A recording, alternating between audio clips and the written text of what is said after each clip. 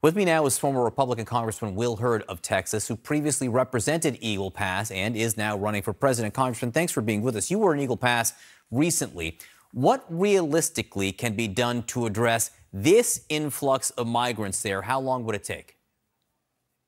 Well, first off, stop giving people benefits for breaking the law. We shouldn't be shocked that when you allow people to have the ability to work when they come into the country illegally, that's going to entice other people to come. We also should be prepared that as the summer months wane and it's not 110 degrees, you're going to start seeing an increase in activity. It's the simple solution is that should happen today. Doesn't require congressional notification, doesn't require Congress to pass anything. We know Congress can't pass anything. Is stop treating everybody as an asylum seeker. Asylum's real. People should be able to apply for asylum, but when you let other people abuse the asylum laws, that impacts the people that actually need it. And wanting to come to the United States to get a better paying job is not a reason for asylum. So that's one. Two, we got to start treating these human smugglers like terrorist organizations. And what do I mean by that?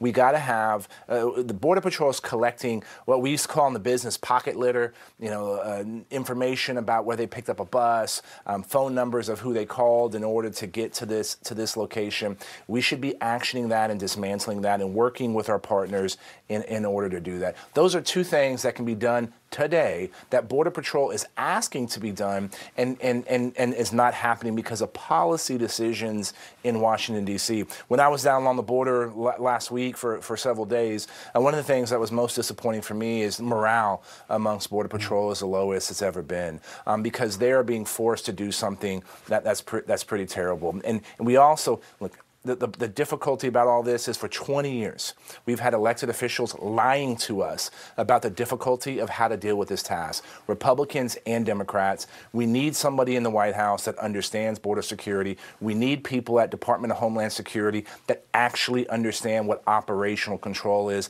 This is one of the reasons why I'm running for president. And the folks that are watching someone like that, help me go online to hurdforamerica.com, give at least $1 so that we can have this debate on the debate stage in 72 hours. You have heard complaints from New York City Mayor Eric Adams and other local leaders around the country where migrants have been sent. Mayor Adams says the crisis is going to, quote, destroy New York City. What do you say to that? Well, it's true. Like, this is the reason that Joe Biden is getting a backlash from blue states and blue cities, because now they're dealing with what border communities have been dealing with for years now. The fact that, a town like Eagle Pass, I think is about 35,000 people. New York is how many millions? This is something that Eagle Pass is having been dealt with. This is also going to get worse because of this current issue. You've had to shut down the rail line that are going back and forth between the United States and Mexico. 30 states in the U.S., the #1 trading partner is Mexico. If something like this continues, you're going to start seeing an impact in the cost of food in our grocery stores, the cost of equipment to fix your car. There's going to have a whole lot of secondary and third effects. So you talked about short-term answers. You know that real change has got to go through Congress. You also know how little Congress has been able to accomplish for more than 20 years. House Republicans were the ones who basically stood in the way of comprehensive immigration reform some time ago. So how do you convince Republicans in Congress to reach across the aisle and work with Democrats? And you know that this may be part of the reason that Republicans are going to shut down the government. Look, it's Republican, and again, I'm not questioning your statement, John, and I agree with you. Many Republicans have been against this.